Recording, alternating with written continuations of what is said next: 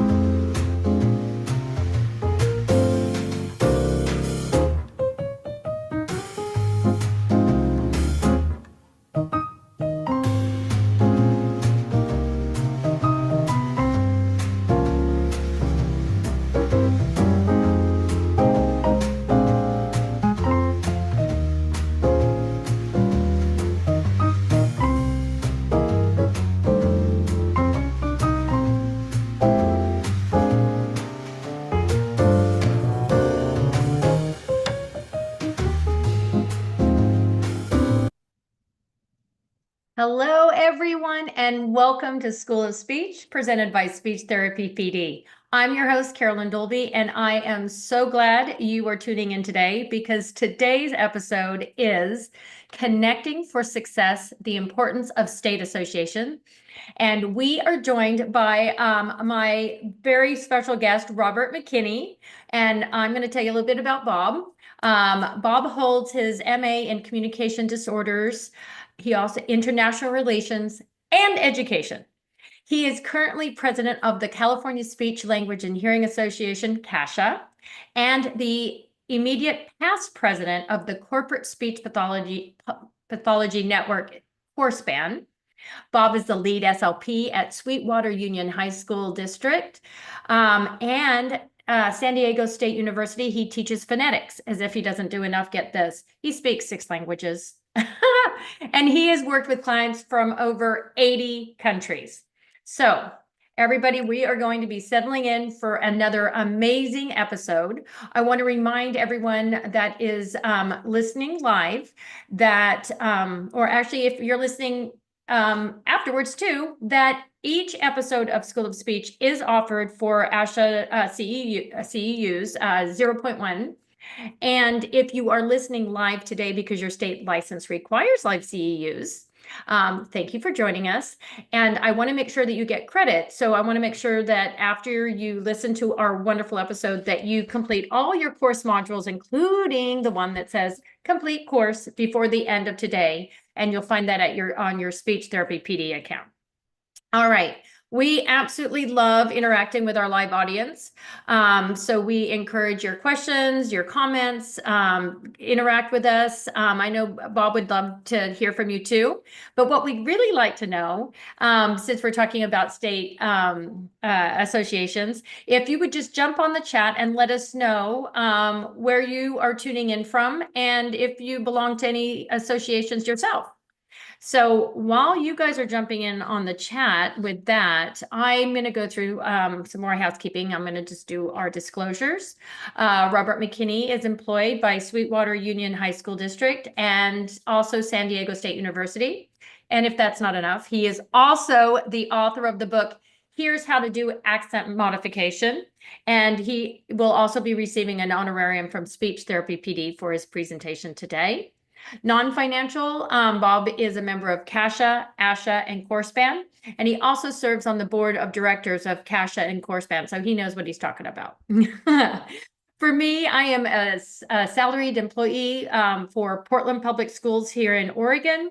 I am also compensated for my graduate courses that I teach, and I do receive compensation from Speech Therapy for hosting School of Speech.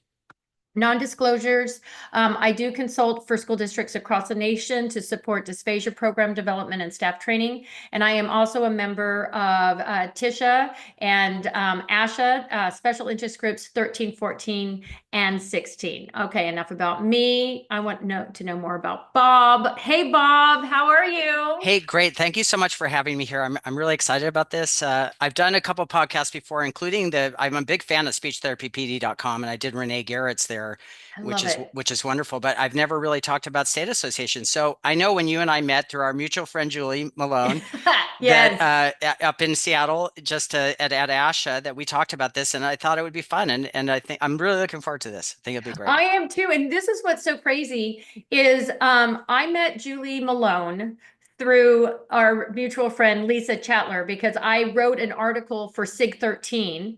And when so Lisa connected me with Julie. So she was on my podcast. And for some reason we like connected and we actually roomed together in Seattle for this last ASHA's conference.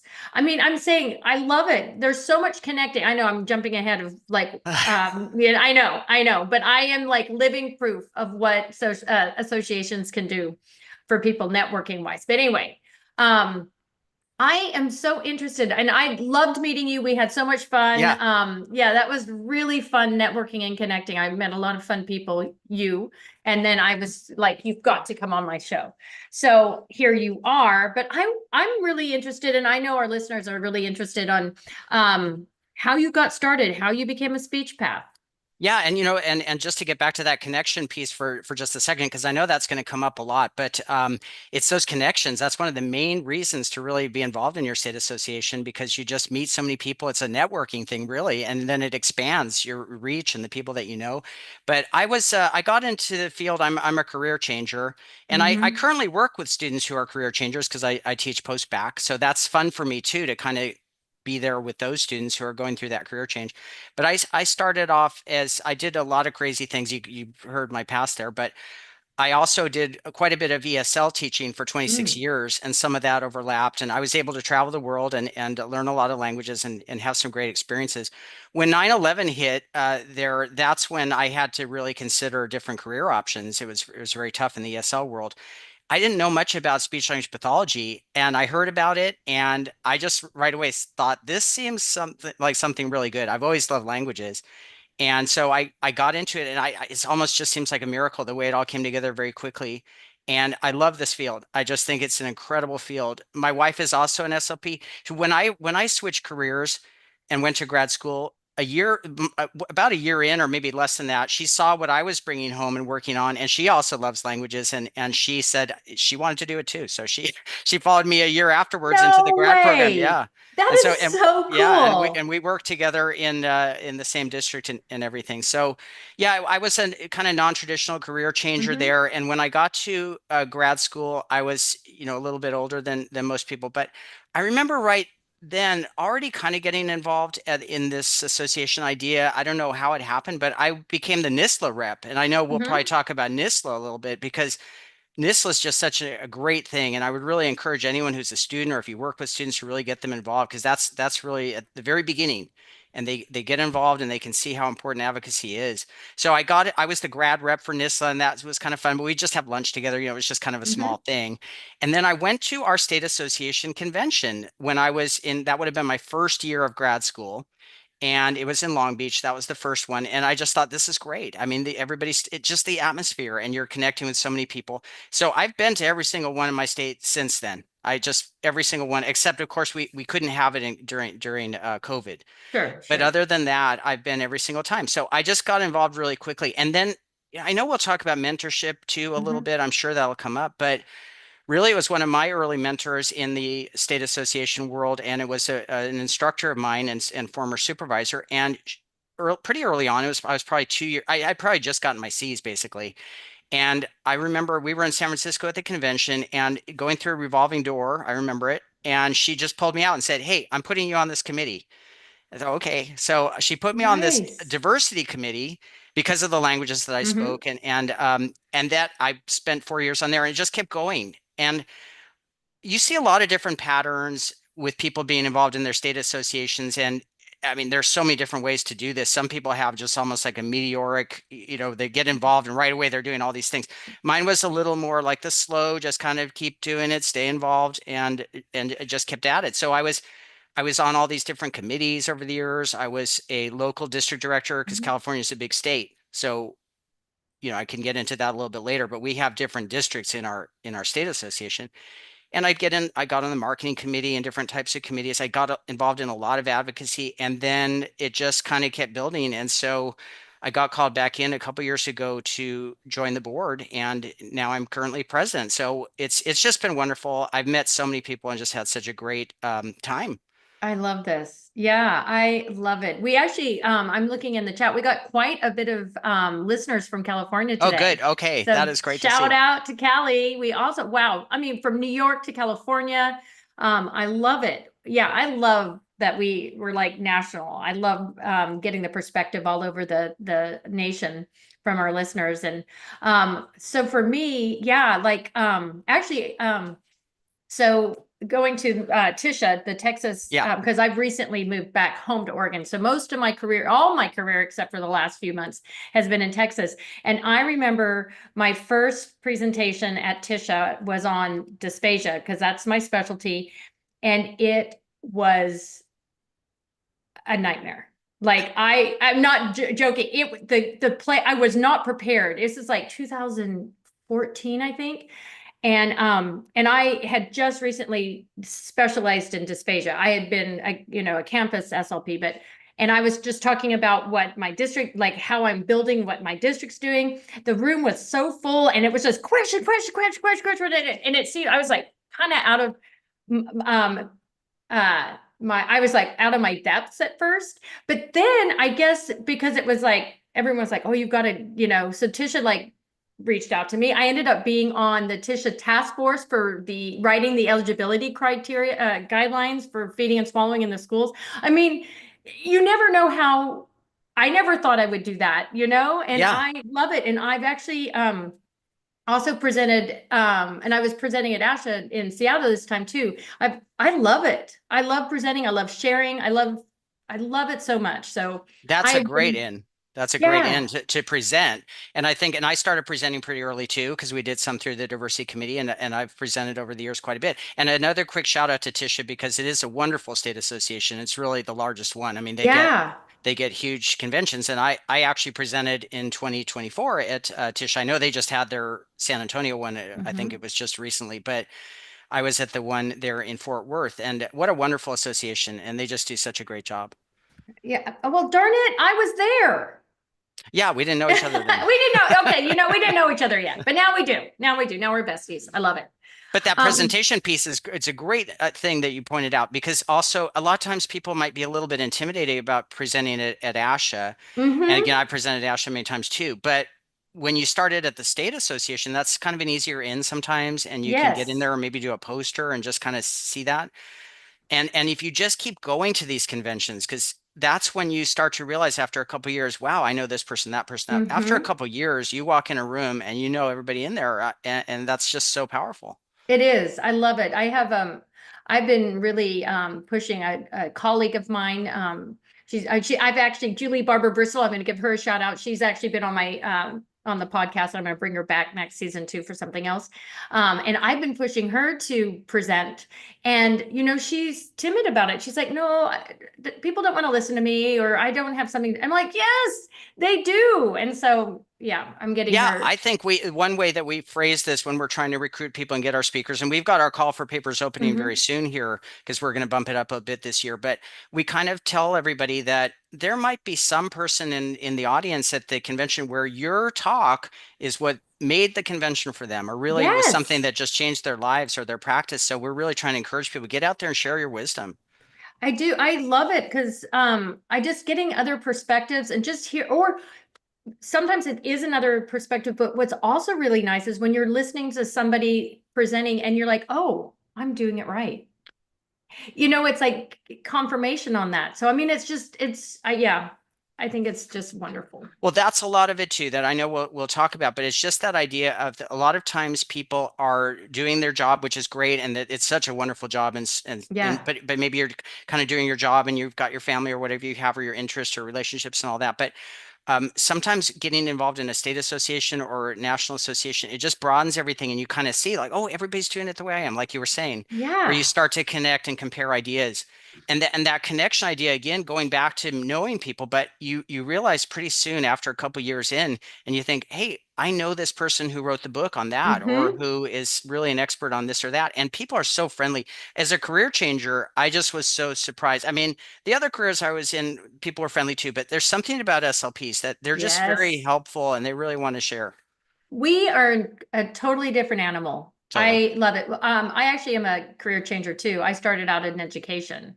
Okay. I was a kindergarten teacher. I mean, still dovetailed, but Yeah. yeah. But I went back later. But what I love about SLPs is we truly do care. We care. So I have reached out, listening to a presenter, and when they say, hey, here's my contact information. So when I give my contact information out, I mean it. Totally. I had a district that saw me present at ASHA on the dysphagia, and I gave my email, and I just they just asked if they could consult with me, just have a little phone call. I'm like, I'm going to share all my goodies, right? And so I absolutely love it. I love bringing it all together. And yeah, so I could keep going Yeah, on with and for that. the students too, because I think the students Yes. start to see that. And we recently, and I'll make sure to talk about because we just had our legislative advocacy day just a couple weeks ago up in our state capital, Sacramento. But we had a couple students come up and they just see they see right away that wow, I just met so and so and they're so approachable and they gave me their email, Mm-hmm. like you said. So it's really seeing how friendly and helpful people are in our field and connecting everyone. Yeah, you were talking about NISHLA, and I Yeah. literally, so Portland State University is like blocks from me, and they reached out to me and asked if I would come and talk, and I'm like, listen, I will talk anyone, anywhere, anytime on anything. Like for some reason, I love it, and so it was wonderful, and I also think because I work in the school district, making those connections with those grad students, talk about a way to get the recruit SLPs for my district. Yeah, really. And I go a lot of times too because I teach undergrad, so I teach phonetics Mhm. and the juniors have that. And when I can, I try to pop into their NISLA meetings. We have a wonderful chapter at San Diego State University. It's really incredible. And they get really good turnout in the undergrad chapter.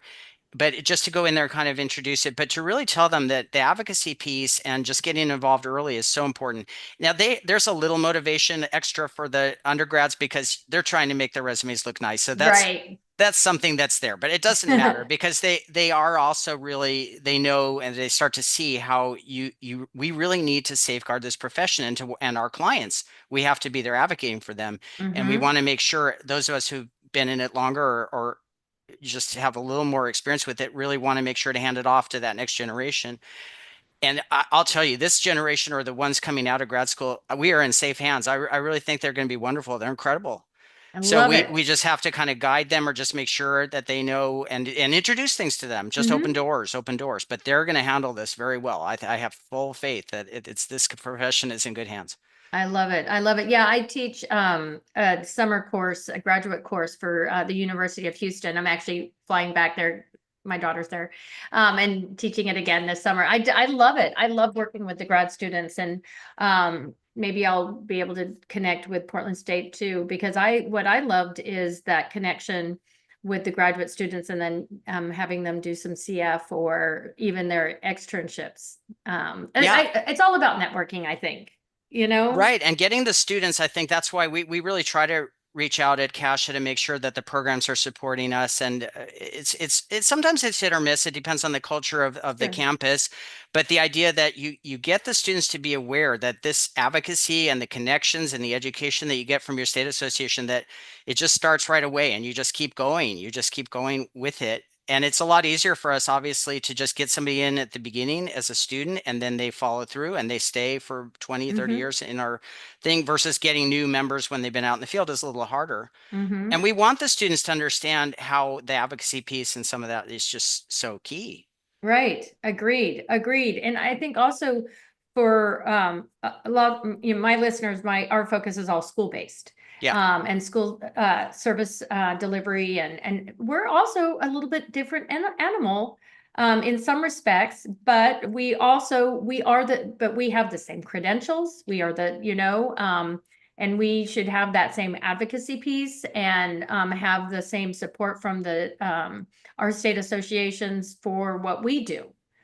Yeah, Um, yeah, and I know since we're talking a lot of school-based stuff, there are a mhm. lot of examples I can give. But even recently with this, when we were up at a couple weeks ago at our legislative advocacy day in Sacramento, one of our main topics was about caseload workload because we've been obviously working on that for 40 Yeah. plus years, and we're trying to move the needle a little bit there or figure out what we can do. And we've done a lot of really good work lately. We had a survey that we set up and we had over 2,000 respondents, and which was really nice to see that many responses.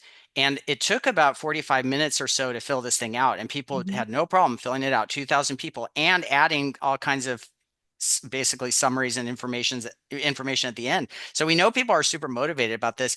And then we've been meeting with stakeholders and we're just trying to get this going.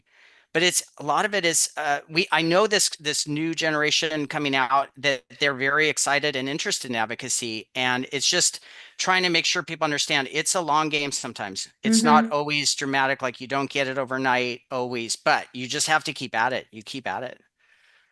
Yeah. I love this. Marina, thanks. She would mentioned about being able to reach out to people that are presenters, and that she's like, yeah, got right back to me. I love it. I love that. Yeah, an amazing thing about it. Mm-hmm. Mm-hmm. Cool, cool. All right. Where do we want to go? How do we want to? Anything. I mean, I think, just when I have given many talks over the years, even just early on in the state association, to try to go out and talk about why we do this kind of thing. And Yeah. it's not always transparent to people. I'm going to start because I know you have a daughter. I've got a son, he's Mm-hmm. 16 and a half, but you know what? I'm just going to throw this out there because he just thinks it's so funny when I talk to him about the state association things that I do. Like he'll say, I'll say I'm doing a Zoom now or something. And he goes, "Is that for that job you have where you don't get paid?" And I just think it's so funny. So he thinks of it as the job where I don't get paid. And there's some truth in that. So I've been talking to him about it, but tried to even to him to tell him that it's not all about getting paid. I mean, there are Right. other things, and so I want to make sure people understand that there are a lot of altruistic reasons, and we'll talk about some of that too. But I think for me, it's not you're not getting paid when you do this stuff. You're not getting Right. paid, No. but you are enriching your career too, and your Mm-hmm. those connections. You're making your career more meaningful. You're making your work with your clients more informed and meaningful too. So it really has all these benefits that are, I think of them as an investment, really. You are investing in In yourself. in yourself and your future and your career and your clients, how they're going to benefit from all of this. So I view it that way, that it's not the kind of immediate thing like, what do I get out of this tomorrow? It's not like that, to be honest. So, and I don't think most people are motivated that way, but I know everybody's busy and you have your jobs and you have things that you have to do. So you may feel like, well, I don't really have time for that extra stuff, but it can just make it so rewarding. And I think the main reasons when I think about it, to just summarize it all, is really, I think of number one is advocacy, because I think we really do have to protect our clients and what we Yeah. do and this wonderful profession. And you as a career changer too, like when you see it, you just think, wow, this is great. Yeah. This is such a great career. And so you have the advocacy piece, then you have that connection piece, which we've talked about a lot, connection and Mm-hmm. collaboration, creating that network. And then finally is the education piece, because you're going to the convention, you're going to these workshops that you have, and that's where you're learning more. You're improving your own abilities and your knowledge. So I Yeah. think those are the main ones, but really trying to convince people it is an investment. Sometimes you're going to put in some work and nothing comes of it. Even we're not, and none of it's financial, of course, right? But then again, I do think that even in my own career, some of the opportunities I've had or that have come up because of people I met or the work that I did in the state association, it's made my career very different Yeah. in a positive way, very All positive. positive, right. And Yeah. Elizabeth just jumped on talking about when you were talking about the next generation.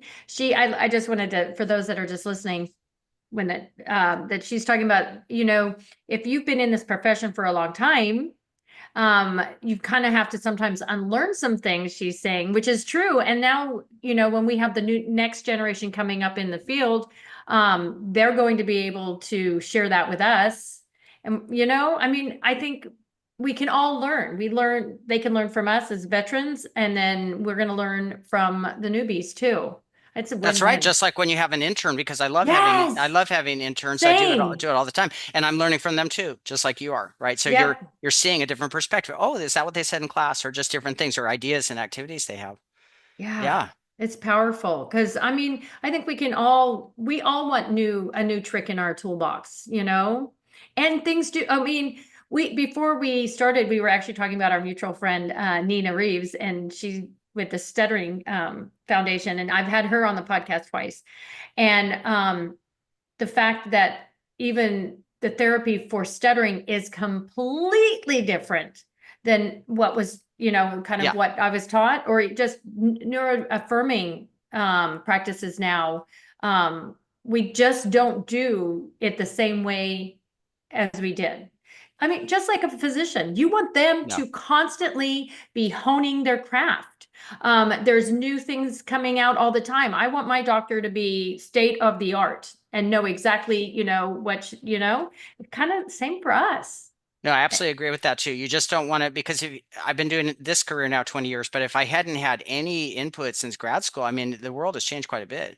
So Right? yeah, you want to be connected and figure out what's going on. Yeah. And Yeah. we know, And this advocacy piece is just so key in a lot of ways. And I want to spend a minute on that because mm-hmm. we that's the one that a lot of times attracts people because people will email or they'll call and they'll say, I've got this issue, whatever it is, and we really have to solve this now. And that energy is so important.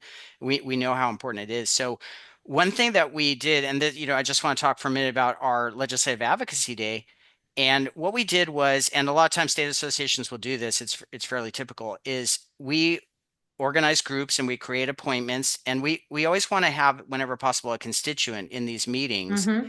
because that way, I mean, and I was explaining to the students there a couple weeks ago, just kind of explaining to them, it's very different if you come into somebody else's office and you're just telling them that this is what I think you should do, or this is what we feel about this. But it's like, if you're not a voter for that person, they're less interested, right? Oh, I know So that. yeah, Yeah. yeah. So you want to be in there as a voter. And that's why also the state associations are in a way like balancing with ASHA because we coordinate, and I know we're going to talk about that, but how they've got the big resources in the national and the big picture and all that. But when it Mm-hmm. comes to advocacy, a lot of times you want those local connections and the voters. Yeah. If ASHA comes in, right, they help quite a bit, but they also are not going to be able to have those contacts that we do and in getting in there. So really it's we sat down, we set up appointments, we go in there and we talk about our issues, we talk about what we do, and we just create those relationships.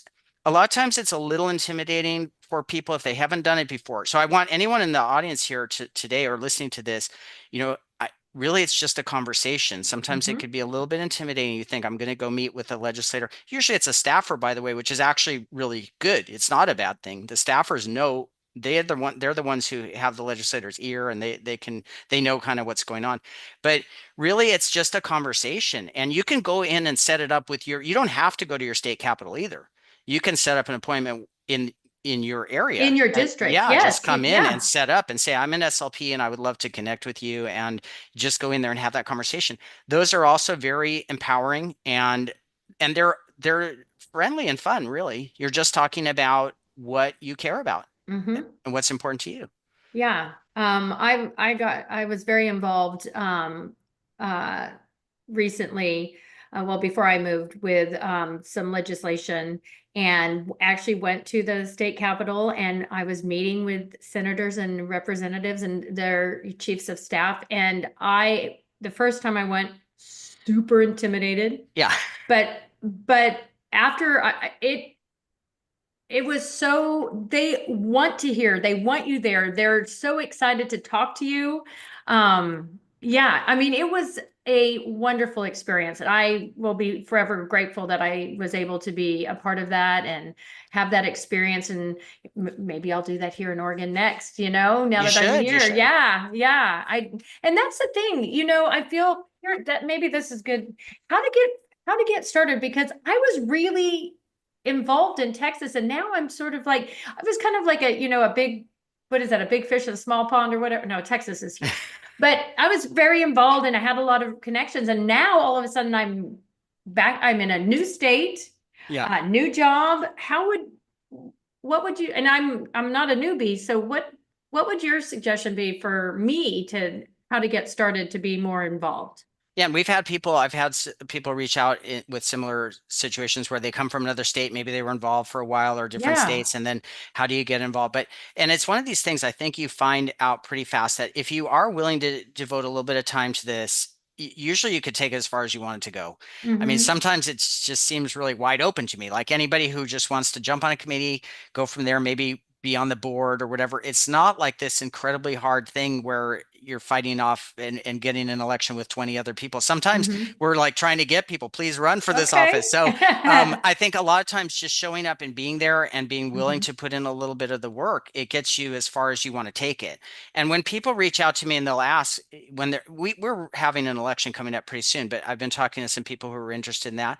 And I'll tell them it's really up to you to put in as much as you want to put into it because that's the advice I was given when I first ran for office is it's kind of what you make out of it. If you're Mhm. really swamped for time and you just can do the minimum, great. I mean, that's helpful too. But if you have more time to invest in it, you can go and take it wherever it goes. So yeah, I Mhm. think just getting in, making those connections, most state associations will be happy to have you help out with anything. And then you just figure out and you just keep coming back or you just keep coming Yeah. and Yeah. offering to help. And people are going to people are going to know you, and then they're going to slot you into things.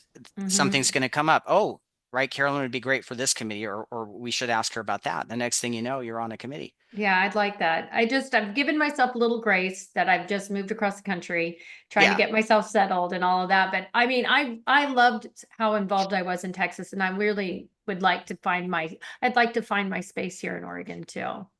Yeah, So, and I know. So we're both ASHA members, of course, and yep. we talked about that. And it's just, but what I've always felt is I really loved my local connection with the state Hmm. association because it felt very personal, and you could sit in a room and really be around people that you knew from your local area. But ASHA does support us, and what they do is they have a lot of different ways they support us, but one of the main ways is they have these state-based advocacy networks. And so what they do is they have these different things, and they're the terminology, maybe people haven't heard these terms, but Yeah, we have lay it these on things us. called a seal. It's SEAL, seal, like Hmm. the animal, right? So these are I think they tried to come up with clever acronyms, but Hmm. those are basically people who are related with the school-based setting. So it's the state education advocacy leader. And then Ah, you've got the ones called stamps. So ooh, that is the state advocate for Medicare policy. So they deal with anything about reimbursement, delivery, and services under Medicare. And then we have the STAR, which is okay. kind of a nice one, STAR, right? And that is the state advocate for reimbursement that deals with state Medicaid programs and also the private payers. So what you have is you have these reps in each state association, and then ASHA gets them all together, and they have meetings where they're all connecting, and ASHA can kind of give the information at the big level, but they're Hmm. also reaching out to individual states and helping out. And that's a nice network. And there are multiple ways we're connected to ASHA to support our state association. They also give us what we're able to put in for grants. Hmm. So we can put in for a grant usually for student involvement to get students more involved, because they also value that. They know Hmm. that's the future we're talking about. And then we also have advocacy grants, and we were just awarded for this year from ASHA $2,500, which meant that we could fund some people to come to Sacramento who might Oh, be, we wow. could pay for their travel, and that way, because we're a big state, it's California, so we Yeah. have a lot of geographical diversity, of course, and we could fly some people in. So and they're available. The ASHA is available. They'll sometimes reach out with questions, or we'll reach out with them. They used to have a model where they had sort of geographic like regions, and we'd have somebody that was our contact to the region. But now they're doing it more on. They've got it separated out. They have a team, and certain people. This might be the person to deal with for advocacy. This is somebody who Hmm. wants to on membership questions, that kind of thing. But they've been very supportive too. I remember when I first, gosh, I started with went from school-based, just a campus SLP, then I was really focusing on the dysphagia. And when I moved into being the head of the dysphagia program in my Houston district, I literally called Asha. I thought, I wonder what will happen. I literally called, her name is Lisa. She spent time with me, talking things through. It was wonderful. I mean, they're there and Yeah.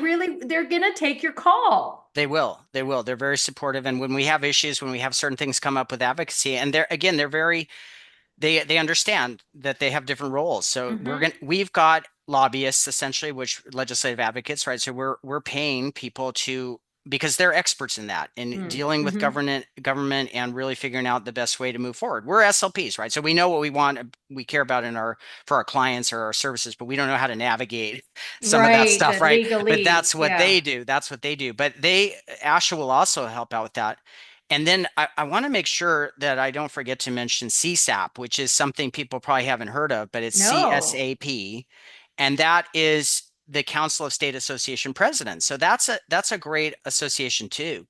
And if you think about all these associations, why are we doing this? Why do we even Yeah. have these associations? It's really, it's the power of numbers, which our VP of membership and outreach, Kelly Ariano, talks about a lot. But it's just the power of numbers, that you're really trying to amplify your voices, and really, just the idea of an association. You're getting together and pooling all of Mm-hmm. your resources, right? And so it's just that power in numbers. But what they do is they connect all the state association presidents and the past president and usually the president-elect and all that. So we get together. There are two. They hold two conferences every year, and they do a lot of online, a lot of educational content about how to run a state association or some different topics. They do a great job with that. And then they have the day before ASHA starts, that Wednesday, they have a meeting where we're all there together. But it's great because then we can interact with, and they have one in the spring that they're, it's just around this time of year every year. But that's a good chance for us to reach out to other state associations, and we could do some regional work or something. California, again, it's a big state. So when we put on our convention, let's say we have one in San Francisco coming up next, but it's in San Francisco. I mean, San Francisco is actually closer to a lot of other states than it is Might to be me in closer San to Diego. me, Yeah, right? exactly. Yeah. So Yeah. we try to coordinate, and then we can also share ideas. So it's that balance of just looking at the big picture, and then we've got our state associations that could get in there at the regional thing. So yeah, it's all powerful stuff. Yeah, I was asked to talk at the uh Virginia State Association, and I was able to do that. I love it. I want to share everything, and what I love is the networking and connection, Yeah. because I think it's very powerful, especially when you're trying to advocate for something in your district. If you have data from how other districts are doing it and being able to make those connections. I'm doing something like that right now in my district on multilingual evaluations. Okay. And I was able to just start peppering out to people across the nation. Tell me what your district does, and everyone's just giving me their information. And it's just power. When you Yeah. said that it's the numbers game, powerful numbers. Yeah. Getting Yeah, that. and really going back to even the design of the way the United States works and kind of this competitive federalism, or we've got the different states doing different things, and we can really rely on that. I know when we were talking about TBI stuff just a couple weeks ago in Sacramento, we were looking at other states like Colorado and pointing out what they do over there that we think Yeah. is really good. So yeah, it's kind of that like comparing notes and just, but also the way our country works, right? We have different practices in each state, but we also kind of share ideas and what seems to work. And Right. yeah. Yeah, I think it's powerful. I love it. And I want to make sure to mention a couple of things. One thing is we also have a leadership development program, just like ASHA has. And we just we've got our third cohort in the works right now. We had to take a break for COVID, but it's up and running again. We're hoping to just keep it going forever now. But that's incredible because that way, that's another in when you were talking about ins. If your state association has anything like that, or ASHA, of course, has theirs. But that's a good start because some people might actually have a lot of the skills they need to be leaders, but they kind of need a little confirmation of that and to think Yeah. about it and some guidance and open a couple doors. So that's what we do with that. We've got a leadership development program. And we also have we have an associated foundation, the CSHA Foundation. It's like the ASH Foundation. And so that's another thing that is tied in. So, and TSHA has one too, right? So TSHA has the Yeah. TSHA Foundation. I went to their wonderful ceremony when I was out there. And that is your chance that our foundation, for example, at CSHA is able to give some scholarships to students and some really great opportunities for undergrads that we just started where they can go out and really come to our convention. We're going to pick up the tab to kind of show them the way and get them started in their careers.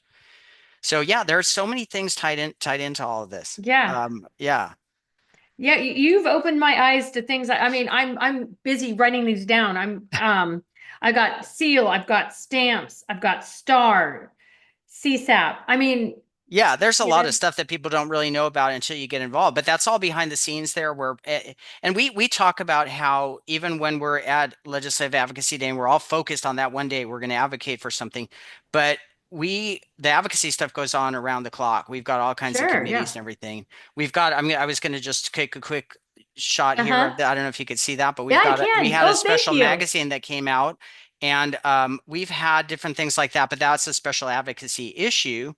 But we also are using a lot of for outreach, a lot of social media, right? We're trying to get the word out. A lot of these advocacy campaigns can be very targeted, right? So even sometimes ASHA will have a national thing and they'll reach out to us. Hey, can you make sure to get your members to send something to their legislators, right? And we can help coordinate with that. So it's just all tied in. Yeah, yeah. Love it. Okay, hold on. Okay. All right. So basically we're all on board. Yay for Yes. but so yeah, I guess if we let's keep talking about benefits because Yeah. what are we getting out of it? Right, right. That's the thing. I think that it becomes, and I know when I've been on marketing committee or that kind of thing, it's a fine line of trying to balance because of course we want people to see a return on investment kind of Mm-hmm. thing. Like you don't want to just say, "Hey, everybody, go do this because it's good for you, but you're going to hate it" or something like that. It's not Right. like that, Yeah. right? I mean, Yeah. there has to be some benefit too, but I think it's really important to point out that a lot of it is more of that long-term investment, or you're kind of like not getting an immediate reward, but it's an investment that pays off in the future. And we've had a lot of long-term things that have been very helpful. I can give a couple examples of those too, where it can be a sort of practical in and these are local things because usually when it's a big national thing, Ash is going to lead the way on that. But we had in California, this was around 2007, and we had our California the teacher credentialing, I forgot what it's called, but anyway, it's called the CTC, and they were Mhm. going to create a credential. Essentially, they realized, like, it's a difficult balancing act for the states because we know there's a shortage. And so they're Right. trying to address it, but what can you do? But we can't seem to get enough SLPs, all that. So it's a back and forth. But in California, and this is around 2007, they basically said, well, we're going to create a special credential here in California where a teacher could take some extra coursework and then they could take those kids with language, not our TIC, fluency, voice, but they could take your language kids that had the speech services. And we thought, oh my gosh, that would not be great, right? Because the teachers are not going to be, again, I love teachers. I'm a former Right. teacher just like you are too. It's not Yep. about that. It's not Yeah. about that, but it's more about the training. Do they have the training to really support these, um, our clients in the schools? And so we pushed on that, and it was really up to us at the state level because ASHA can't really help with that kind of thing. I mean, they could support a little bit, but it's a state issue. Right. So we really got in there, and Wow. we were able to kind of unwind that. But people at the time were very panicky that they thought, okay, SLPs are going to have a very different job in the future, and they're going to just be focused on some of these more complicated cases versus and I know you probably love these language kids too. I love them, right? So you love Yes. working on language, social language, all that stuff, right? We love that. That's a big part of what we do nowadays. So those are kind of those concrete things. We've also worked quite a bit. We're very proud of the work that we've done with SLPAs in our state because Mm-hmm. we really value them and we're really trying to integrate them into everything that we do. And we felt like we were pioneers in a way because before COVID, we had introduced an SLPA, a voting member, onto our board. And at that time, we weren't actually supposed to do that because ASHA had a rule at the time. But now you could see how ASHA's really changed their They have. thinking. Yep. Absolutely. And they're fully on board with SLPAs. And so we changed our bylaws and we have an SLPA voting member who is on our board, right? So it's wonderful. And we've made sure to incorporate everything we do. We try to make sure, okay, let's get an SLP on the committee or reach out and get the input. Students too. Yep. Again, we love students. So we don't have, and again, that's kind of an ASHA rule too, but we don't have a voting student member, but we have student reps. We have a Southern and Oh, Northern rep, and they're incredible. They do a great job, and we try to include them in everything. Let's get the student voices in there. When we redid our bylaws, we had an SLPA, we had a student on the committee, and they got in there and they really had some great ideas. So you always want to keep it broad, right? You don't want to just get sure. focused on just SLPs in there. You've got to, this is a big field. We've got the students in there, we've got the SLPAs, the audiologists, we've got a lot of players. But what I'm also hearing is we also have to protect our profession, and we can't Yes. have it watered down, if you will, and saying that anybody can do this. That's right. And I think a lot of times the kind of the analogy I'll use when I'm talking about advocacy is I talk about inertia bias, which is because I know we study all these different types of biases that are out in the field, like in psychology or when you're Sure. Yeah. testing that kind of thing. But the inertia bias is this idea that I think our human brains really are, we always think like tomorrow's going to be like today. That's just how we think. You just think, okay, today it was sunny and I went outside and everything. So tomorrow's going to be a sunny day. Or I'm going to, today I'm healthy. I don't have a cold. Oh, So tomorrow I'm going to be healthy. Well, we all know, right? It's going to rain tomorrow, possibly, And we're or going to you're going wake to up get with a a head cold. cold. Totally. So I think it's that inertia bias that we have to think like, hey, I'm good now. The profession is relatively good. We have our issues, of course, Hmm. but to think like, but there's stuff on the horizon we got to watch for. So you want to be ready. You want to be ready. And that's that advocacy piece is kind of get in there, get those relationships. And when stuff comes up, you're ready to go. Agreed. Because I think it is really powerful and really important that we do fight for our profession and that it isn't, we are a specialist. Yeah, What? and what's nice about that, because we've had a different legislative advocates over the years. I've been fortunate to work with many great ones, and but I remember one a while back where they told us, they said, you're what we call white hats, really, in the sense of when SLPs are talking to legislators or staffers, it's all very like it's a good thing, right? You're not coming in because you want to pollute somewhere or something like that, or you want Right. like a No, carve out for your business or something, right?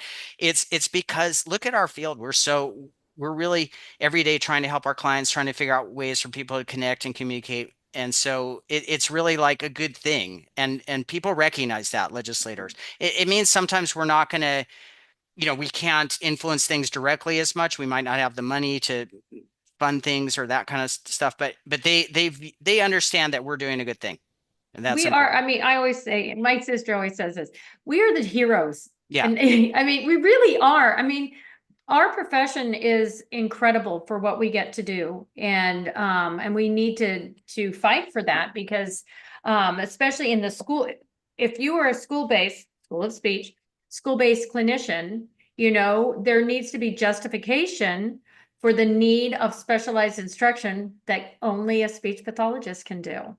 Yeah, and we're currently working with our ed code here in California because again, that's from the late 70s and some of that language in there about eligibility. So we have an Hmm. SLI eligibility committee that's working on that to try to update it and Oh, really good. consider some of these things. Some things are local to California too. We've got something called Larry P, which is only a state issue that involves Hmm. assessing African American Yep, I'm familiar. students. So we have a lot of things that we need to update on there. But yeah, it's just getting in there and really getting involved. I think what I might talk about for a minute here too is just a little bit about how these things work, like the board meetings and who's on the board. Yeah, please. Um, each association is going to have a board, right? And there's usually a president. A lot of times it follows the cycle of ASHA, which we do. So we have a president, which is my role now. We have a president-elect coming in starting July 1st in our association, and then we've got the immediate past president. Then we just added some vice presidents. So we've got three of those, one for advocacy, one for membership and outreach, and one for continuing education. And then our SLPA director. And then in California, we've got 10 different geographic regions. Mm. But we're actually the only state association that does that I know of for speech, because most states they don't do it geographically. They might have a VP of this or that, different types of things that they do. And then we have board meetings, and they're not super formal, but there's some formality to them. But we'll meet usually 4 times a year. Sometimes we have extra meetings, and Mhm. people are just going to share ideas. We also do a lot of just brainstorming and getting together and thinking about, well, what might be some good ideas over the years. We've had a lot of fun projects come out of that. We've had people go out to minor league baseball games and have Mhm. like a special night where you could raise money and you could have some of your clients even calling out the game and that kind of stuff. A lot of fun things that we've done over the years, and we'll do social events too. Some of this is social because that's fun. I mean, we want to We get like that. together. Yes, yes, Yeah. please. Yes, We've yes, got a please. we've got a wine event coming up there in Northern California coming up in June, and we've got some educational events. So yeah, it's all just there. You can go wherever you want to go with this stuff. Some of the states, again, they're going to be smaller. If you're from a smaller state, Hmm. then the association might have 100 200 people in it, but that's better in some ways too, right? You could Right. really Yeah, get to because you know can everybody. really, yeah, you can really get involved. Well, how much ain't no one got time for more work. So let's be Yeah. real here. What Yeah. is the commitment that I know you're the president, but Um, so yeah, what is a commitment of a president? What's a commitment of maybe somebody on the Yeah, board or on a committee? What does that entail? that's a really great question, and I'm glad my wife's not here listening because she She'd be like, I don't want her to know. what? Yeah, and again, it kind of depends on what you're doing. And that's a great thing to talk about too, is just that it is a little bit different because again, it's a job in a way, Mhm. but a not paid job, like my son was saying. And Right. so we understand it's not like at work where you have an IEP due or something, and if you say, "Oh, I didn't get around to that," like that's not going to Yes. work, right? No. But if in the state association, we're all volunteers. Nobody Hmm. gets paid. I think there's a lot of misconceptions about that, but we don't get a dime. I mean, we never have. What you get is you get reimbursement, right? So if you go to a board meeting and you stay at the hotel or whatever, or they're going to have breakfast for you, that kind of thing. So you're not paying for stuff when you're at a meeting. But other than that, yeah, you're volunteering your time and energy for that. We have a management company that we pay them, so they're the ones getting paid Hmm. to kind of run the operational piece, and they're wonderful. We have an association management company called Connerly and Associates that have been in this business for 50 years, a family business. So they've been really great. But so we understand if somebody says, I'm busy or my kids are sick or something, like nobody's going to yell at anybody or anything, right? We're going to figure out a way, or we're going to reach out and say maybe somebody could support you, or we'll figure out the way forward. So it is different than a job. Yeah. And Okay. we try Okay. to be as understanding about it. And you'll see different levels of commitment, and you'll see, and it's interesting over the years to see because sometimes we'll see people who um, might get really excited about something or say, "Hey, you should do this or you should do that," and we say, "Great, come on, come on over. We've got a committee for you. You could even run it." And sometimes that just shoots like a rocket. I'm Hmm. thinking of our SLI eligibility committee was a Oh, good example of that, where they just got yeah. right into it. But sometimes you have where the person then might back off because they realize that, well, I didn't mean that I don't have that time. I want you to do Hmm. it. And I don't mean that as anything negative because that's what I No, mean. yeah. We all have our different things that you might have a lot going on. So everybody should try it out. Maybe you get in there and you think, I just don't need anything extra on my plate right now. But some people get in there and think. So yeah, how much time is it? I mean, it can be quite a bit. And part of it is, I guess when you have a job, Hmm. you're getting paid even if something didn't pan out or whatever. I mean, that's how it works versus you have to be ready. Just, I've been doing this about 20 years, right? You have to be ready for sometimes you commit to a project or you do it and it goes nowhere and all that work is kind of gone and that's it. Mm. And you weren't Yeah. compensated in any way. But that's where you are donating. Yeah. You're just donating, Giving back, giving back, which giving which back. is actually kind of part of what we are supposed to do as clinicians is to give back. That's Um, it. And as you career know, changers, I think you and I see that too, because I for think once you find yes. this career, you think like, wow, this is great. And I feel like giving back to it. Could you think about, I mean, now this is kind of going into another topic about your CF year and having your mentor and having your, supervisor. They're doing that for you. It's sort of the same sort of concept. We need to do that to give back because somebody was there for us. That's it. And so I think that kind of parallels with being involved. If we truly love what we do and we love this profession, we want to preserve it. That's it. Yeah. Yeah, so I Okay. think those are the main things. And then I'm trying to think if there's some other areas to cover.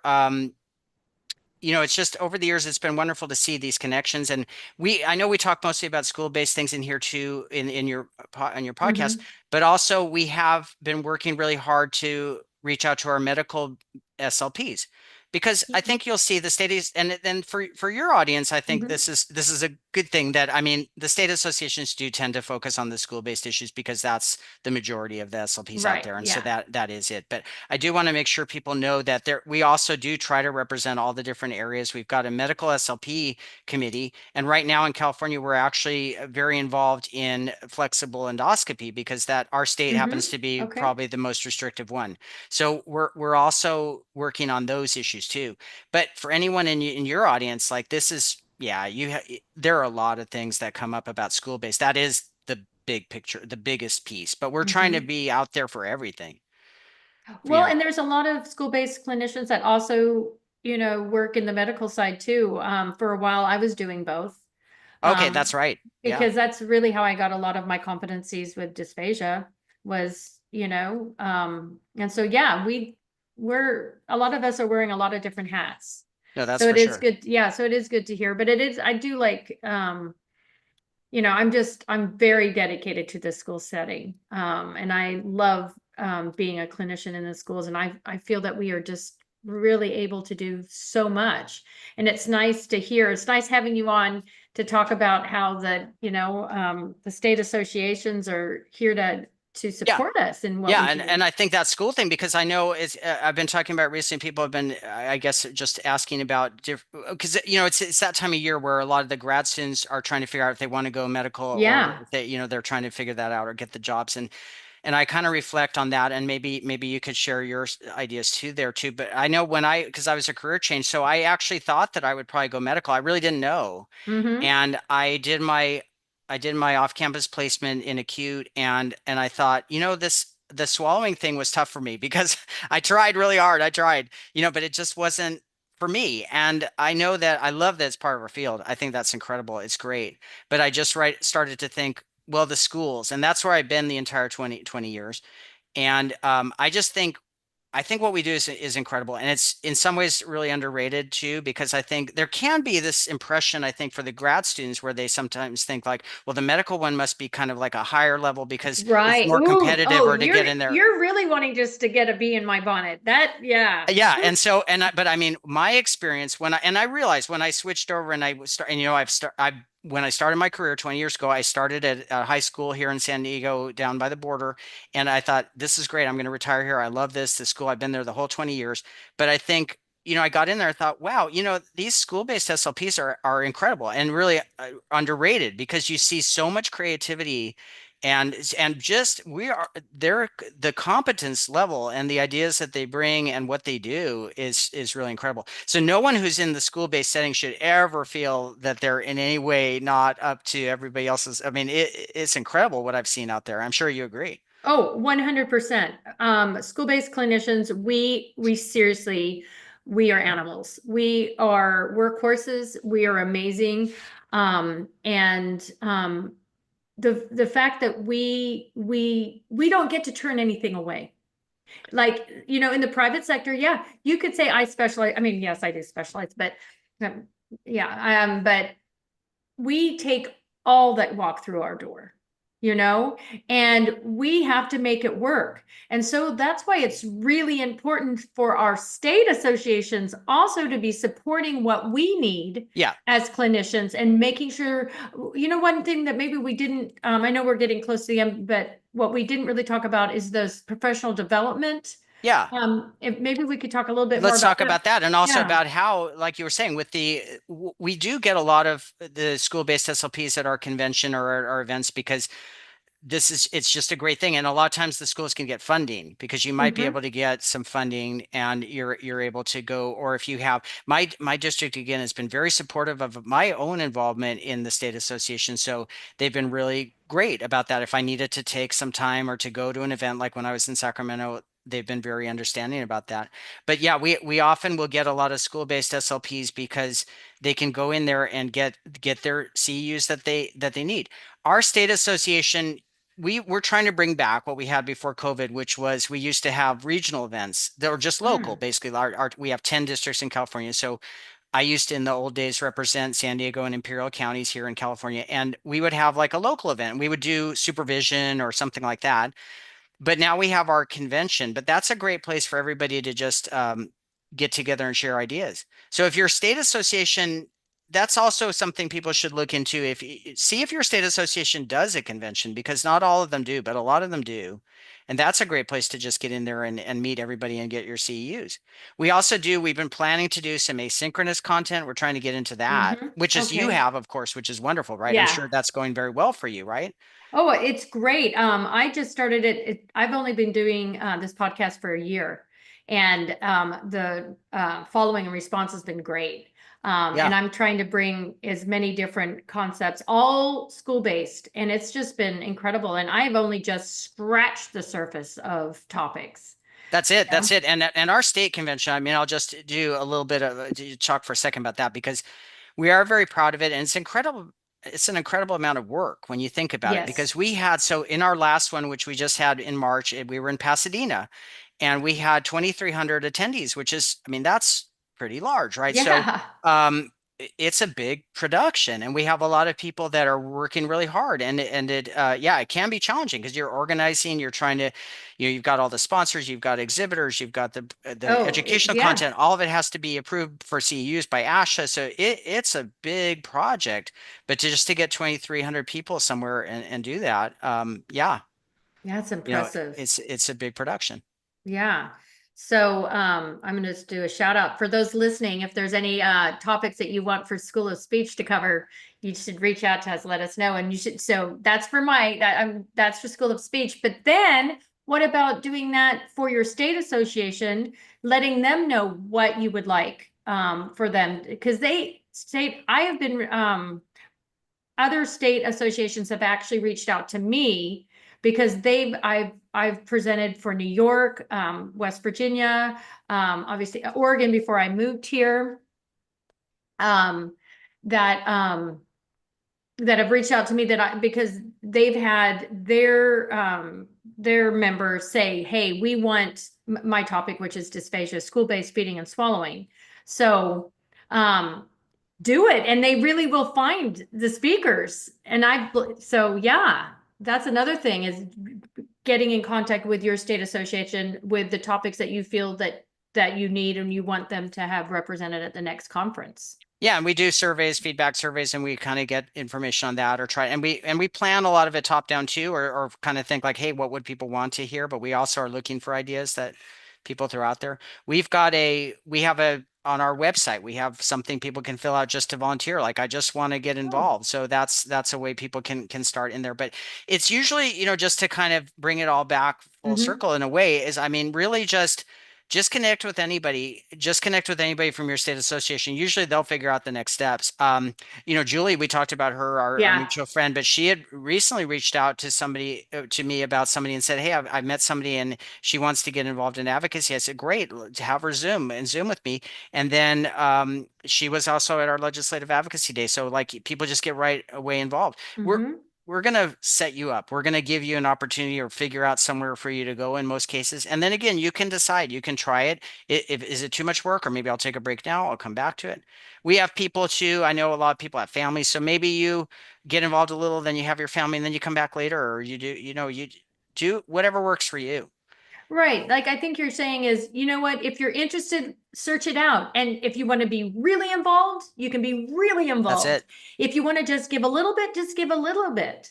But we definitely are wanting to endorse and encourage everybody to get involved in their associations and giving back to this industry for sure. Yeah, Yeah. let's make our voices heard. Let's really, Yes. that power in numbers, and we'll get out there, and people are going to listen, and we're going to connect, and we're going to learn from each other too. Yeah, yeah. Is there anything that we did not touch on that you wanted to make sure that to let us know about when it comes to associations? I We hope we covered it ran. all. I think, and I just, yeah, really love the students coming out of the programs nowadays. I think our future, we're in good hands, and we just have to kind of open some doors and some mentorship, and just show the way a little bit, but Mm-hmm. they're going to be awesome. And we have a wonderful field. I know you and I, as career changers, we realize, or just see right away, what a great thing it is. Not every day Love is it. great. Not every Yeah. day in the schools you could have some difficult days, but I always think that I'm going into work every day trying to help people connect and communicate. That's my goal every day. I'm going to problem solve and use everything I have to help people communicate that way. And so, yeah, Absolutely. if I didn't achieve it that day, at least that was my goal. Yeah, no, I love it. Right. Not every day is going to be rainbows and unicorns, but if you look at the big picture, it is, because what we do is amazing. Our jobs, I'm thankful every day I get to do what I do because I really do. I just love it. Yeah, absolutely. It's a wonderful Yeah. career. But Bob, thank you so much for coming on. I love this. And I know you've got other topics that I'm gonna definitely get you back on and talk about. But this one Yeah, has been the great. multilingual stuff, I would love to get Yes, in on that, or yeah, any of that I would anytime. love that. I For would high love school, that. because I'm in an all secondary district, so that's always fun. Oh, you know what? That's another one. We don't always get a lot of secondary. So you are a wealth of knowledge. And thank you so much for sharing sharing you with us. And thank you for all the service that you do for your state of California and being so involved. I think it's just amazing. It's inspiring me. I'm like, okay, I'm going to reach out to the Oregon State Association to be like, hi, I'm There you here. go. What can I do? How can I help? So when I Um, see you in Washington, D.C., you'll already be involved, I'm sure, right? oh yeah. Actually, there was a call up for papers for Ash, and I did put one in with a. So hopefully, fingers Yeah, crossed. We'll see. I'll see you I there. will be there anyway. Yeah, I'll see you there. But I want to just thank everybody for coming and listening today. Um, I just want to, before we let everybody go, I just want to remind those that are listening live, I want to make sure that you are getting live CEUs for listening today. So after you are done, I want you to go to your Speech Therapy PD account and make sure that you do all those courses, especially the module that says complete course. But Bob, thank you so very much. I can't believe we have to say goodbye, but that it's just so long for now.